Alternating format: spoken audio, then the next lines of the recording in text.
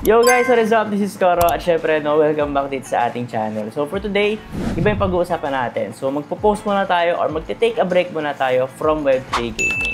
And ang pag-usapan natin is all about mga token pre-sales. So dito may tatlong project akong babanggitin na may ongoing pre-sales right now. Kaya if ever interested ka, panoorin mo lang tong video na to. Pero syempre, before we start, I would like to clarify na anything I say is not a financial advice kasi hindi naman ako financial advisor and at the same time, hindi rin ako affiliated dito sa project na pag-uusapan natin. So lahat ng sasabihin ko dito is opinion ko lang. And lastly, always do your own research before investing or doing anything that is related to crypto. Because anything that is related to crypto is risky. So with that said, tara, proceed tayo dito sa video natin.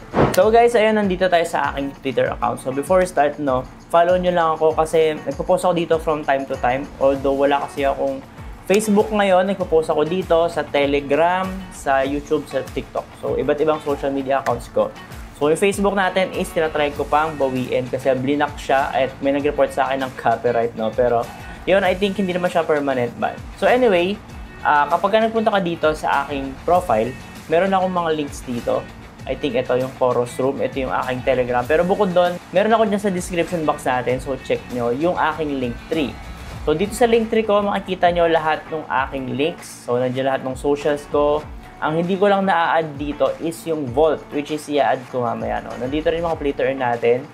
At yung all about trading sections natin, which is nandiyan si Mexi, OKX, at iba pa. So anyway, ang focus ko right now is itong section na to, which is yung ongoing pre-sale. Kasi meron tayong tatlong ongoing pre-sale right now. So actually, 4 yan. Meron pang isa, which is yung Snorter. At if ever hindi nyo alam yun, isa siyang trading bot na nagkaroon sila ng token pre-sale. So anyway, tatlo na lang yung ongoing right now and natapos na si Snorter. If ever hindi kayo nakapag-participate doon, meron pa kayong chance dito sa tatlo na to. So ano nga ba itong tatlo na to? So una-una is si Pepe Node. Next is si Bitcoin Hyper at si Maxi Doge. So, iba-iba ng parang category itong tatlo na to. So, unang-una, si Pepe Node, para siyang play to earn na may halong meme coin. And i-discuss ko yun konti mamaya. Next is si Bitcoin Hyper. Ito naman is isang layer 2 from Bitcoin. And next is si Maxi Doge. Ito naman is purely driven by the community, which means isa tong meme coin. So, if ever gusto nyo mag-diversify or mag-explore na mag-invest sa crypto, I suggest explore nyo itong tatlo na to kasi iba't iba siya ng category para matansya nyo rin kung paano ba yung mga risk-to-reward ratios pagdating sa mga ganitong type of investments. So, ikaw na mamimili. Meron dyan parang play-to-earn, merong meme coin, at merong layer 2. So, if ever hindi nyo pa napapanood naman yung mga video natin, meron tayong iba't ibang video dito. So, for Bitcoin Hyper, meron na tayong total of 4 videos. So, pinag-usapan natin dito sa unang-unang video, syempre yung mismong review natin kung ano nga ba itong project na to, kung para saan to. Doon sa mga ibang video naman natin is konting update lang. So nakikita nyo naman, ang last update natin dito is from 2 weeks ago. Which is yun nga, nakapag-raise na sila ng 23M. So napakaraki nang na-raise nila at that time. Pero mamaya check natin kung magkano na yung na-raise nila ulit currently. So next guys is si Maxi Doge. So meron tayong tatlong total of videos dito. At yun, ang aking last update is 1 month ago. So this one is a meme coin, which means purely driven to by the community, ng hype at ng trend. At yun, ito is derivative or parang beta play ng Dogecoin. Next guys is si Pepe Node. So si Pepe Node, like I said or na-mention ko kanina, is para siyang play to earn na may halong meme coin. Kasi guys, pwede ka maka-earn dito ng ibang meme coin from other projects. So for example, if ever alam niyo yung mga ibang sikat na meme coin from Solana like Fartcoin, pwede ka maka-earn dito ng ganon kapag ka naglaro ka nung parang play-to-earn system nila.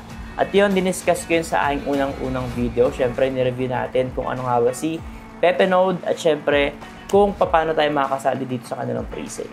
Now guys, moving on, dito tayo sa kanilang mga websites. So dito sa website ni Bitcoin Hyper, as you can see, ang total raise nila right now is 25M, which is napakalaki talaga, para sa isang project. Kasi guys, honestly, mahirap mag-raise ngayon ng ganyang kalaki, lalo na medyo duguan yung market natin. Pero as you can see, nakapag-raise sila ng ganyan. At in next less than 2 days, mag-raise yung price nito. So hindi pa siya mag-end, mag-raise pa yung price niya. And yun, tuloy-tuloy pa lang yung pre-sale na right now. Fortunately, after ng pre-sale, makapag-list na agad sila para makita natin kung ano yung magiging listing or kamusta yung magiging listing ni Bitcoin Hyper. So like I said, if ever interested kayo dito sa tatlong video na to or tatlong project, is panoorin niyo yung mga video natin na nireview ko, yung mismong project. At syempre, para mas in-depth na makita nyo kung ano nga ba yung mga project na to. So up next guys is si Maxi Doge. So total raise nila is 3.8M, which is okay na okay pa rin, no? Para sa isang meme coin. At alam naman natin sa meme coin industry or meme coin category ng mga tokens or sa crypto is napakarami niyan. Everyday, halos may nalalunch na thousands of meme coins. So napakahirap talaga mag-raise ng ganitong kalaki. So very impressive para kay Maxi Doge. At yun, yung kanilang mismong community is I think napakalaki kasi nga malaki yung support na nakuha nila from whales. Kasi nakita nyo naman guys, mahirap mag-raise ng ganyang kalaki for meme coin, which is 3.8M. So, hindi birong halaga yan, no? And dollars yan, guys, hindi yan peso. So, guys, up next naman natin is si Pepe Node. So, ito, guys, medyo mababa yung kanilang pre-sale raise. Pero okay na okay lang din yun kasi millions pa rin, guys, eh. 2M yung kanilang na-raise right now.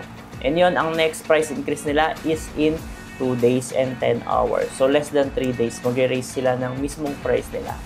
So, like I said, no, pwede ka maka-earn dito ng iba't ibang meme coin just by playing. For example, pwede ka maka-earn ng Pepe, Fartcoin, yung binanggit natin kanina. Tapos, itong tatlo na to is meron din silang staking, no?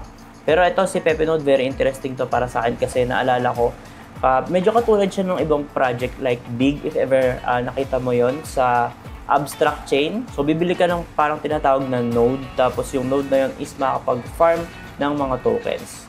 So, ito ang gagamitin natin is yung Pepe Node token, pang bili ng mga nodes na yun. Tapos, makaka-farm din tayo ng Pepe Node with that nodes. Tapos, pwede rin tayo maka-earn ng Fartcoin Pepe. I think, depende yun sa leaderboard nila, no? And makikita mo dito, guys, yung latest purchase nila.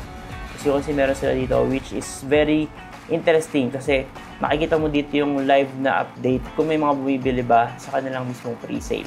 So, very short video lang to and binigyan ko lang kayo ng update, no? If ever naghahanap kayo ng mga pag-i-investa nyo or gusto nyo i-try kasi wala naman talagang sure sa crypto. So, para sa akin, hit or miss lahat ng investment natin dito. So, medyo matagal na ako sa crypto industry. Nag-start ako noong 2021 at marami na ako na-try na pag-investa na coins. At maniwala kayo sa akin na kapag sinabi ko na hit or miss lang talaga lahat ng ating investment dito sa crypto. Kasi guys, hindi mo talaga alam kung magpa-pump or magdadump yung mga tokens. Kaya if ever may opportunity, tinatry ko to. Ang dapat nyo lang talagang tignan or i-manage is yung risk nyo. Kasi kung gusto nyo mag-try ng iba't ibang opportunity, dapat hindi kayo nag-all in sa isang project. So, nagda-diversify kayo at dapat alam nyo yung risk tolerance nyo.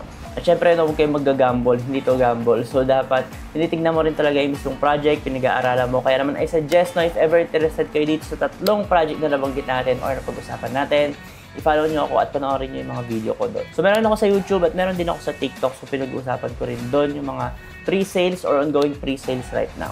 And lastly, if ever nagustuhan mo yung mga ganitong contents, make sure to follow me. All of my social media links are down below. At yun nga, lahat ng links din itong tatlong project na to is nandun lang din sa ating description box. Yun lang guys, and see you sa ating next video.